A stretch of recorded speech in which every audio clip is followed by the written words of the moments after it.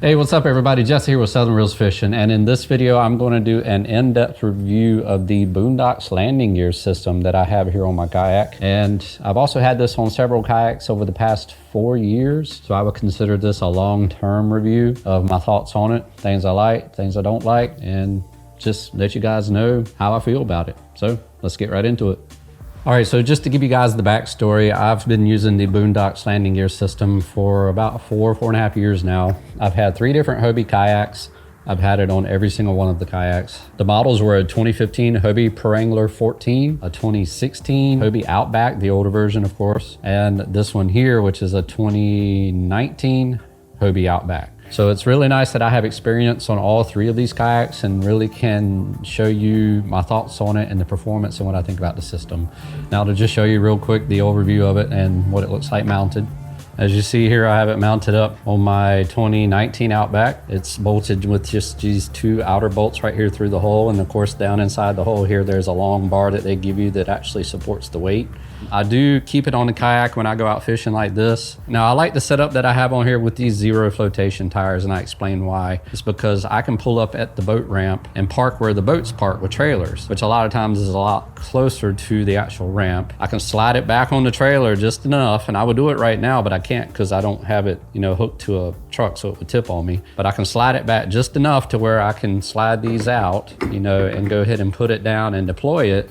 And they're sitting right here. And I can go ahead and fully load this kayak up with all my gear and everything, grab the front handle up there, slide it off, and it will roll right off the trailer, which is really nice on this particular 2019 Outback because it has the issue with the rudder here wanting to hit the ground if you don't have that stupid block that they give you that prevents that. So that's one thing about the Boonedox that is nice on this particular kayak, is it makes dealing with this rudder situation here a whole lot easier. Once I get it off the trailer, I can pretty much just grab it by that front handle, back it right down the boat ramp wherever I'm at, push it into the water with the wheels deployed, which is nice because these particular wheels right here, they have no flotation. And I can just back it right down to the water line where the front is just barely out of the water, don't even get my feet wet, step on the front, walk down and sit down in the seat, and the momentum of me doing that is usually enough to push the kayak right away from the ramp. And by the time I sit down and grab the pedal, I'm already floating away. So I pedal out just far enough to clear my drive, and at that point, once I plug my drive in or put my paddle up or whatever, I can just grab these, slide them right out, rotate them up, put them right back in the storage position like that, and go right on about and go fishing for the day. So it makes launching super fast, it really does. And it's also nice because having these on your kayak here provides some rub protection in addition to whatever, rub protection you may have on your kayak if you're banging up against pilings and stuff. So it makes launching very easy and recovery just the same, because at the end of the day, as I'm approaching the boat ramp, once I get close enough to it, I can slide these right out, put them down in the water once again, because these tires, they have no air in them, there's no flotation. Pull them back in and pull my drive out, pedal right up to where the nose of the kayak hits the ramp, walk off the front, grab the handle, pull it right up the ramp and go right to my trailer with it. So it makes launching and recovery very fast, and I like that. And I can do it with a fully loaded kayak, no problem. But that only works with these zero flotation tires here. The regular tires, like these sand tires that I have back here on the back, it won't work, of course, because you can't get them down in the water. So in that situation, what you gotta do, if that's all you have, you basically just pull it up onto the ramp, and you got to pull it up on its side and stick the wheels in, and then walk over and lift the other side and stick that one in, and then you can carry it up to your truck. Same thing if you're like beach launching. So the only time I ever use those beach wheels is if I'm beach launching. Now that's an absolute must, because I can tell you right now, these particular wheels, they do not work dragging this thing out in sand. They plow right into the sand. So you got to have something like these beach wheels right here. And that's the downfall of the system. It's a little bit expensive. By the time you buy the system itself, which they've actually redesigned this now to where it's a much smaller mounting system here. This is actually an older version. It's about, I don't know, probably two and a half years old now. You buy that and it comes with a set of tires, and then you got to buy these beach wheels, which these things were fairly expensive, but the setup that I have here definitely makes launching and recovering this kayak super easy. Now that's pretty much all the pluses of the system. It's just the ease of launch, the ease of recovery, the fact that you always have your wheels with you. I love it. I will have this or something similar to this setup on every kayak that I have from now on. That's how much I like it. Now to cover some of the annoyances of it, and these are very small for me. Biggest thing I've noticed is these little clips right here that they give you. Over time, get corroded. You kind of got to oil them up, brush them off and clean them. They're really not that great for saltwater environment. So that's definitely something I've noticed. But they are still working even after 2 years of pure saltwater use. And when the system is brand new in here, these will slide in and out very easy out of that hole right there. And one time, the first time I used this system, when I was approaching the boat ramp, I pulled them out, slid it in, and grabbed my paddle and paddled a little bit. And one of these actually slid out and fell in the water, and I didn't even realize it. So that was a little bit of an annoyance. Luckily, I was able to reach down and recover it. But definitely, when they're brand new, I would suggest tethering them to your kayak or pulling a bungee cord across them, because I would really hate for you guys to lose one of these. Definitely, that's if you're doing the recovery with it in the water with the zero flotation tires. That's the only time I've had a problem with that. And honestly, once the system gets some age on it and you start getting some of the natural corrosion down in this aluminum and stuff in here, you never have any more problems with it sliding out like that. At least I haven't. And I've recovered this kayak probably hundreds of times. The only time that happened was the absolute first time I used the system when it was brand new. Another big issue, the bad that I've heard about these systems, is people on the first generation that they had some little thumb screw right here that you would tighten down, and it supposedly secured them. It did not work, and people mistaked that for a way of being able to transport them on the kayak down the road. I will tell you right now, I do not recommend transporting your kayak on a trailer or in your truck with the landing gear in it. It's just not a good idea. Just take them out, store them in your truck. I had a friend that lost one of his arms that way going down the highway. He never recovered it, ended up having to buy another setup. So that definitely sucks. Just one thing to be aware of. Now, if you absolutely have to, you can do it if you pull a bungee cord across these.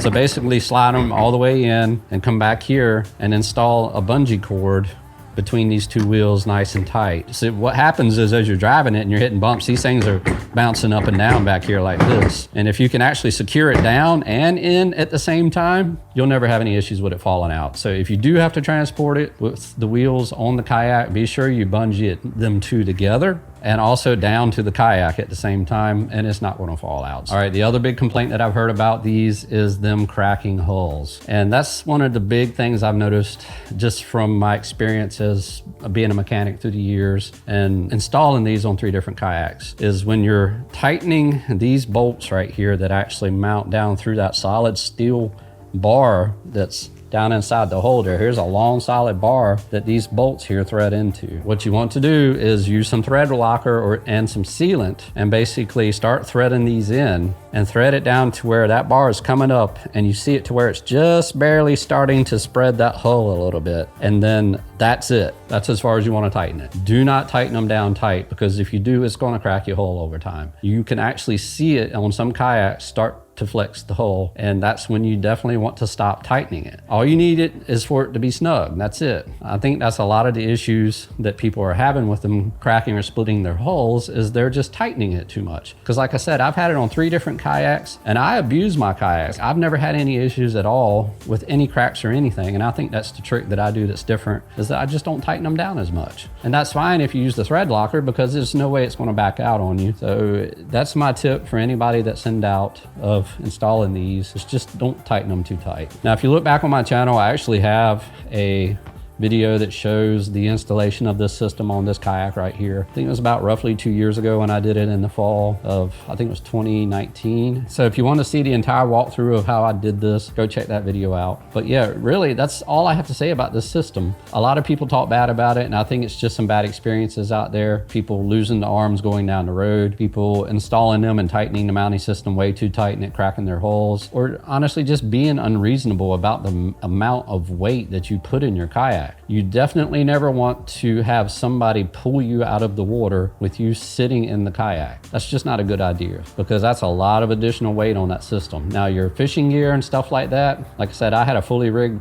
PA-14 with all the tackle boxes, a lead acid battery in the bottom of it, all my tackle gears, everything, and I take a lot of stuff out on the water when I go, and I never had any issues. But you definitely don't want to be sitting in the kayak and have somebody pull you up on the boat ramp, because that's a lot of strain on the kayak, especially right here where it's mounted. That could result in a crack. You just don't want to do that. It is a good idea to tether them when you're out on the water. I've never really had any issues, and I don't really do it honestly, but if for some reason my kayak was to flip over or something like that when I'm in the water, it is a chance that these could slide out. So it's not a bad idea once you get them up to just pull a bungee cord. All you gotta do is just hook a bungee cord right here, run right through the kayak, hook it to the other arm like that, and it's not going anywhere even if you roll your kayak. So that's one way of, preventing that as well. Now, like I said, this is an older version. They have updated it, basically just made the mounting system smaller. I've checked out the new one. It looks good to me as well. There are some competitors out on the market now. I can't speak about them. Like I said, I've used Boonedox for years. I do highly recommend it. I think it's a great system. It will make, once you get used to it, the launching and recovery of your kayak much quicker. And I think it's a worthwhile product. I mean, you've spent all this money on your kayak. Well, I mean, what's a couple $100 extra on something that makes everyday life with it much easier? So anyway, that's it. That's my 2 cents. If you have any questions, just hit me up in the comment. And other than that, peace out. I'll see you in the next video.